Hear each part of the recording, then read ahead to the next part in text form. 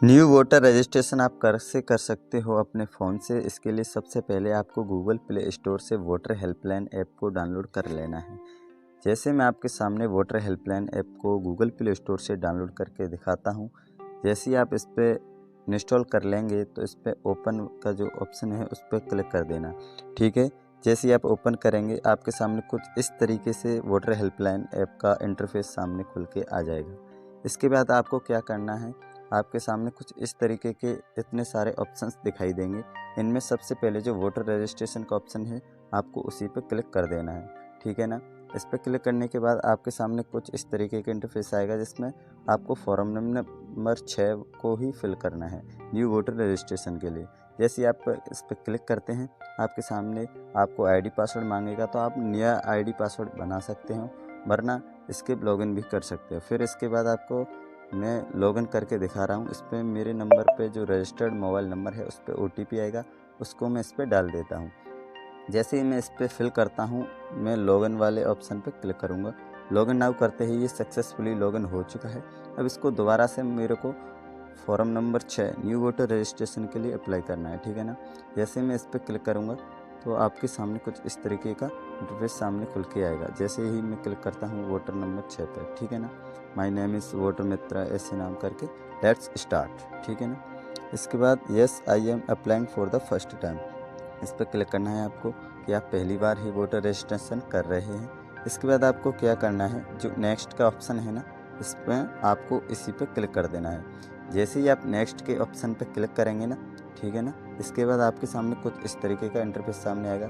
इसमें आप अपना स्टेट चूज कर लीजिए। जैसे मैंने राजस्थान चूज कर लिया। इसके बाद आपको अपना डिस्ट्रिक्ट चूज करना है, ठीक है ना। उसके बाद आपको अपनी असेंबली यानी विधानसभा क्षेत्र को चूज करना है।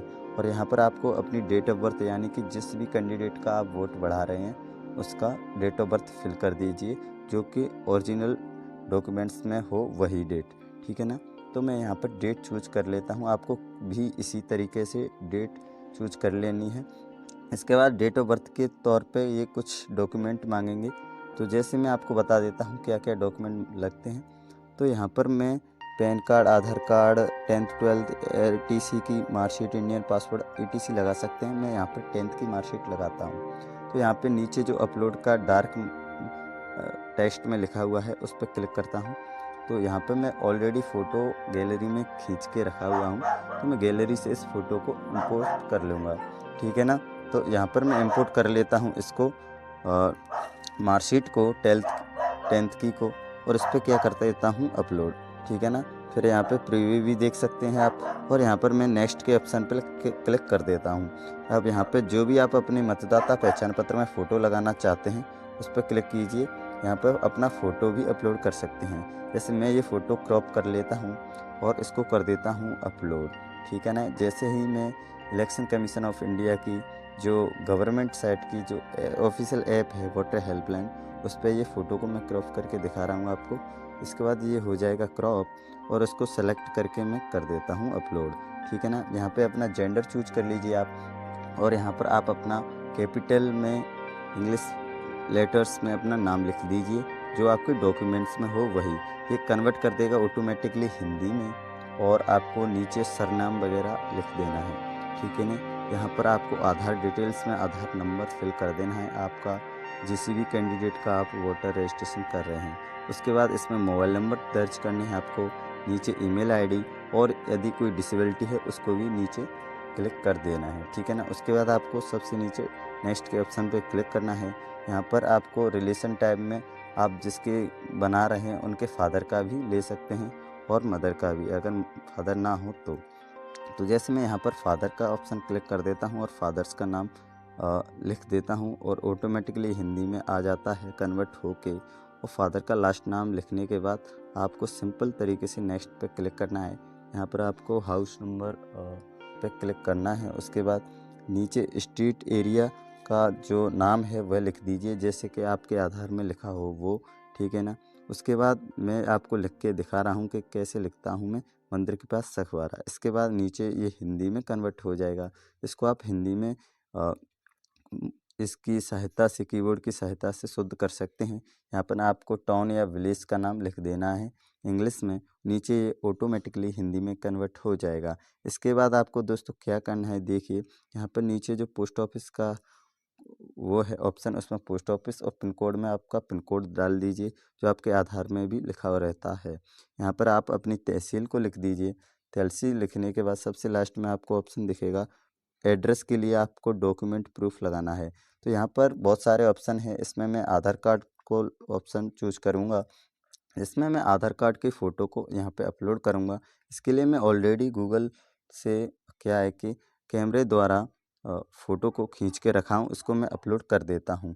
ठीक है ना, मैं गैलरी में जाता हूँ अभी आपके सामने और लेता हूँ मैं गूगल फ़ोटोज़ के ज़रिए आधार कार्ड के फ्रंट और बैक दोनों साइड की फ़ोटो को सेलेक्ट कर देता हूँ और यहाँ पर मैं उनकी डिटेल भरनी है रिलेशंस की। तो ठीक है ना, यहाँ पे मैं फ़ादर चूज़ कर लेता हूँ।